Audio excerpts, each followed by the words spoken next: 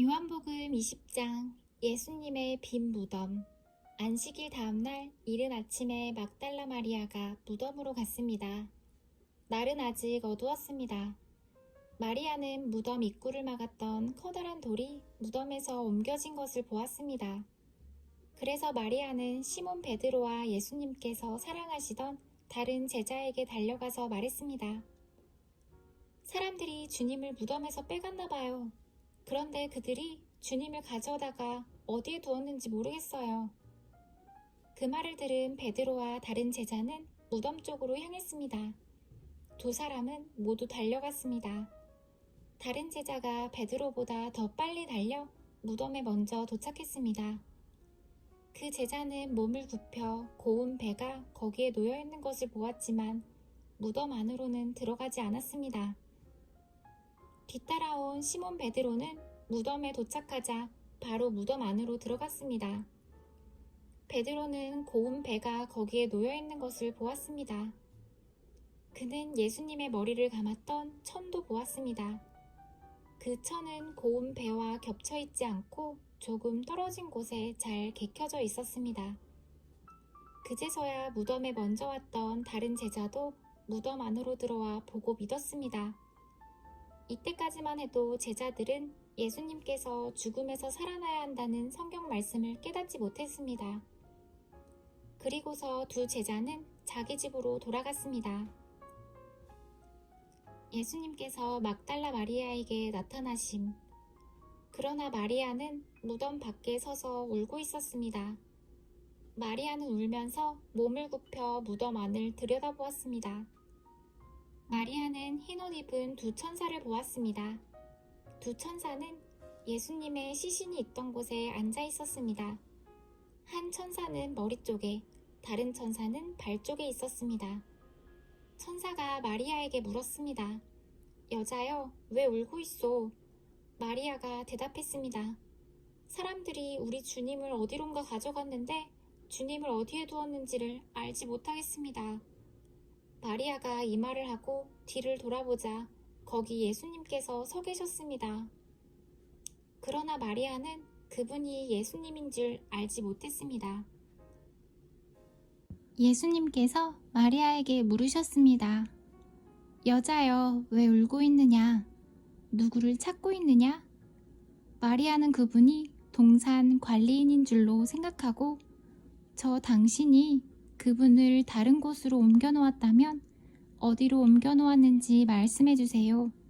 그러면 제가 모셔갈게요. 라고 말했습니다. 예수님께서 마리아에게 마리아야 라고 말씀하셨습니다. 마리아는 예수님께 몸을 돌려 아람어로 라보니 라고 외쳤습니다. 이 말은 선생님이란 뜻입니다. 예수님께서 마리아에게 말씀하셨습니다. 나를 계속 붙잡고 있지 마라. 내가 아직 아버지께로 올라가지 않았다.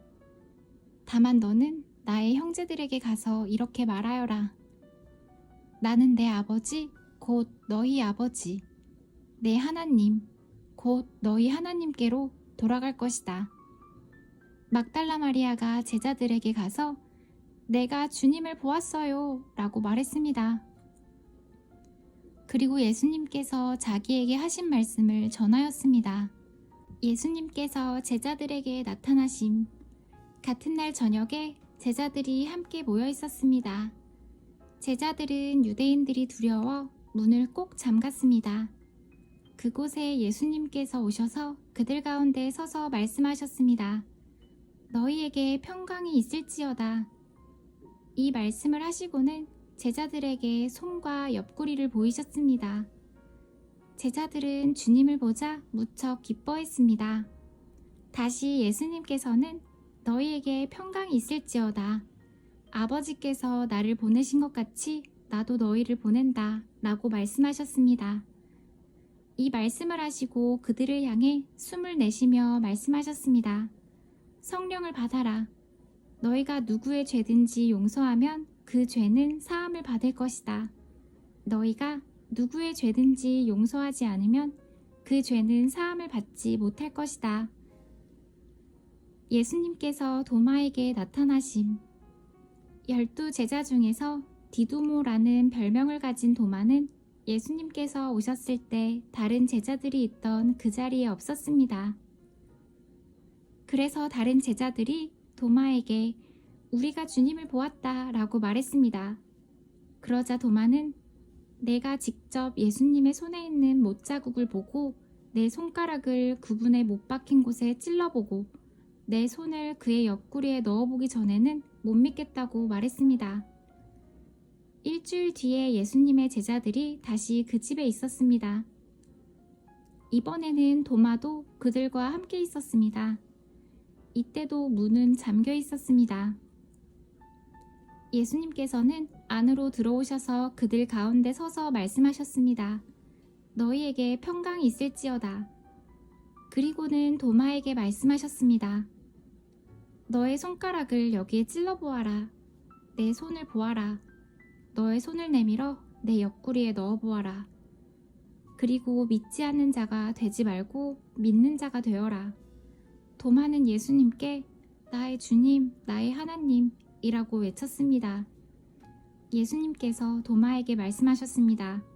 너는 나를 보았기 때문에 믿느냐? 나를 보지 않고 믿는 사람들은 복이 있다. 요한복음을 기록한 목적.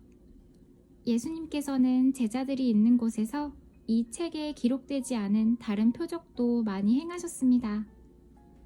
그런데도 이 책에 있는 표적들을 기록한 것은 여러분들로 하여금 예수님께서 하나님의 아들 그리스도이심을 믿게 하고 그분의 이름을 믿음으로써 생명을 얻게 하기 위해서입니다.